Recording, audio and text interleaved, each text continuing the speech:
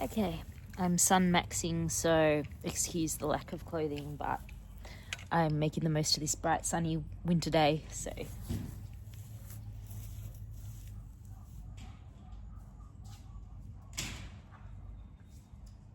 Just gonna do a quick bit of fascia release, bakrest. I like this because you can sort of pin the tissue and move it in different directions, which is more fascia work oriented as opposed to muscle soft tissue work.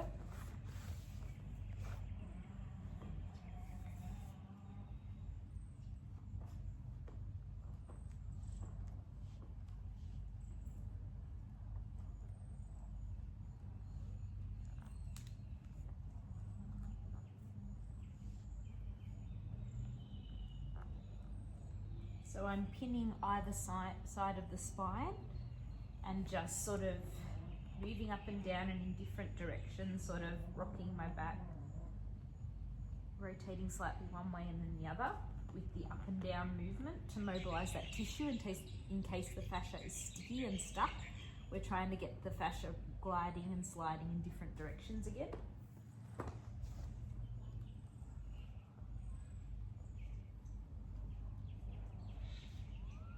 Oh, the sun is just glorious. We had like a week of rain last week, so I'm like, I need to get maximum sun exposure. Sunlight helps you produce all the hormones that you need.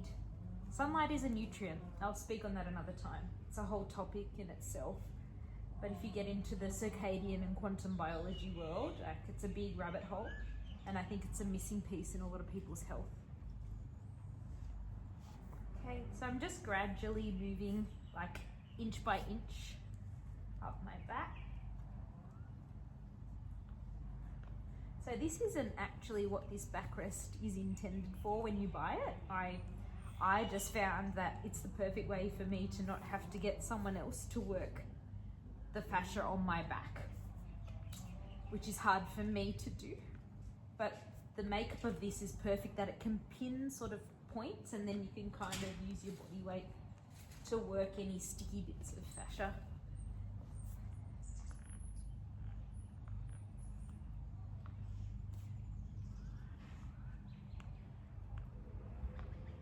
So at the moment I'm focusing more on like the left paraspinals, and then the right. And this is mainly, there's some points of the RE line, so the backwards motion line, that I'm working with this, but I'm actually also getting some two of the lateral points as well. So where the lats sort of join into the back with the erector spinae, they're actually rotational points, movement points. But I'm gonna have to design my own backrest that only does 2 points at a time that I can move around on. Maybe I should invent one, so that I'm not just doing all of these points. But I figure it can't hurt to make sure that all of my fascia is sliding and gliding, so that it's not stuck and adhesed and then causes pain and aberrant movement patterns that, you know.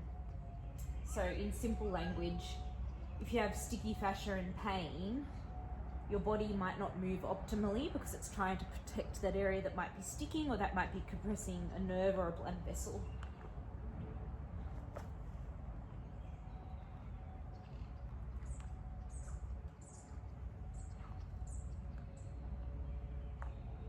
So as you can see, I'm pinning the tissue, and then once I've pinned a good spot, I'm using my body weight and pushing down into it and moving up and down.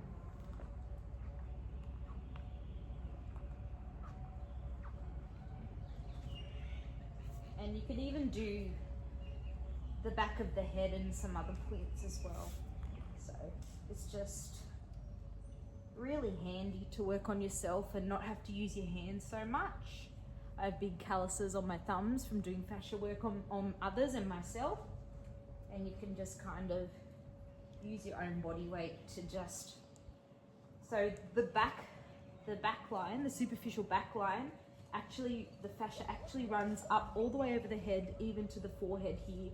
So even making sure that the fascia on the back of your head is moving and gliding, like it could even affect down to your, you know, your calves and even your plantar fascia.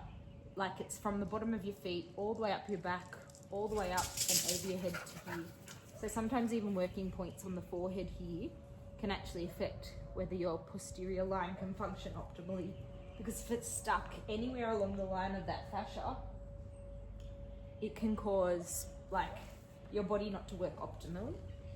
And I might make a tutorial with actual pictures of the fascial lines as I'm doing this, so you can understand better. I'm a very visual person, and so if you can actually see, so if you can imagine all of this being connected all the way up, all the way up, all the way up, all the way up over here. And you can imagine if something was like stuck down anywhere along that line, that it's going to affect how it all moves. Hi, Jojo. Hello. Yes, I love you. You're very cute. Good boy. Come here, sit. Good boy. Okay, go. Good boy. It's my sister's dog. Okay. Next on the list, I'm a little bit sticky through the fascia around my knee still, so I did a little bit of cupping on myself earlier, but it's still, I can still feel there's still a little bit of stickiness through here. So I might do a little bit of active release technique with the foam roller. So sort of pinning a point and then doing some movements with the roller.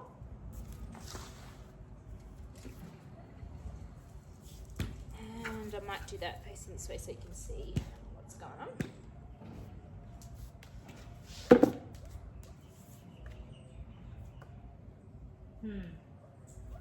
So I'm going to sort of pin a point and then do some back and forward. So again, this is more like so soft tissue work, you just kind of roll. Fascia, you want to pin a point and then move the skin in different directions, and the fascia should come for a ride with the skin. So I'm going to do some back and forward. And I'm really sort of pinning down.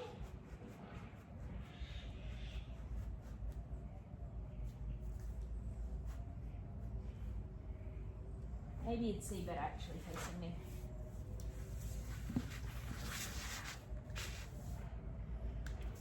Really should have put more clothes on for a video, but I also just want to get maximum sunlight on my skin and on my belly, because it actually helps with reducing inflammation in your gut, and having a leaky gut is a huge contributor to autoimmune and any other inflammatory conditions. So the more sunlight you can get on your gut, the better, to help with repairing all of your intestines and the circadian rhythm of your gut, because the gut also has a circadian rhythm, which, if that's functioning optimally, your gut will repair, each day on its circadian rhythm.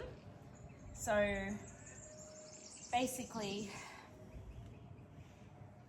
me getting sunlight is more important than me wearing clothes for a video,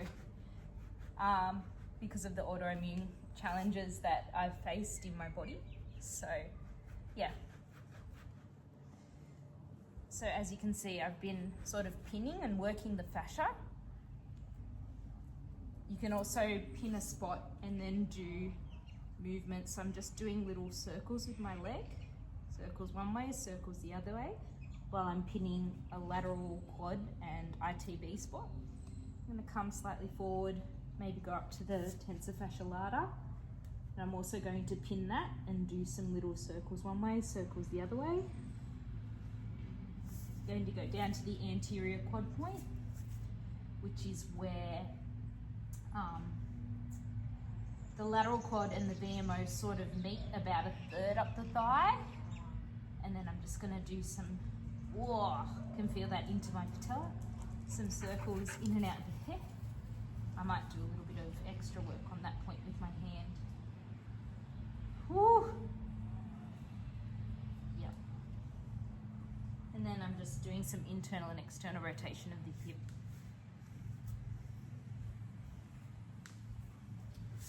Okay.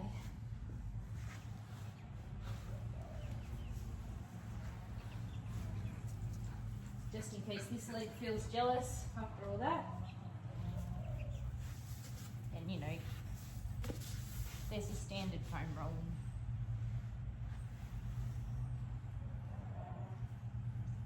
Can still feel some neural stuff going. So it feels like the nerves are a bit constricted under the fascia at the back here, so I'm gonna pin and move the fascia around on top of the, as opposed to just rolling. I want to mobilize the skin as well, and that's why the cupping can be really good for that as well. The dynamic cupping, the sliding cupping, as opposed to the cupping for detox and the traditional Chinese medicine cupping.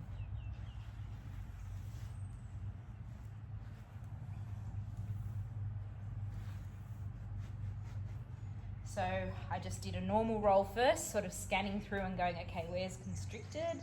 And then when I find the point, okay, I'm gonna pin down and do some movements in different directions to try and loosen up that fascia over the nerve, over the sciatic and tibial nerve. Okay. I'm not intending to be doing this for this long, but okay. Just gonna do a little bit more on that anterior quad point. So I'm gonna find the spot, do some up and downs. I might do some side to sides, some diagonals one way, and that's sticky, that way I can feel like the stickiness. And then some diagonals the other way. Whoa! Okay, yep, that's the stuck direction. And then I'm gonna do some circles one way and circles the other way. And sometimes you find a sticky direction, so the diagonals, I'm going to go back to those and do a bit more on the diagonals, because the diagonals was where the tissue wasn't moving. Okay, good.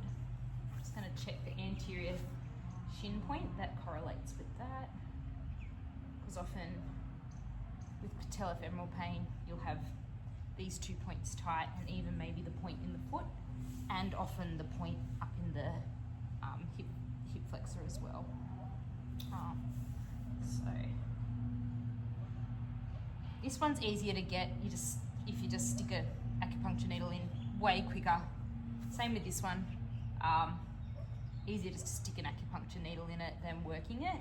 But if you don't have it, then you can do some fascial work on that point as well, or you can do some active release technique like digging in and then doing movements of the shin in all different directions. Wow, beautiful.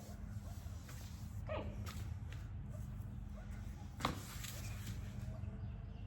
Next on the list, I'm gonna do a mixture of yoga, fascia, Eldoa movements to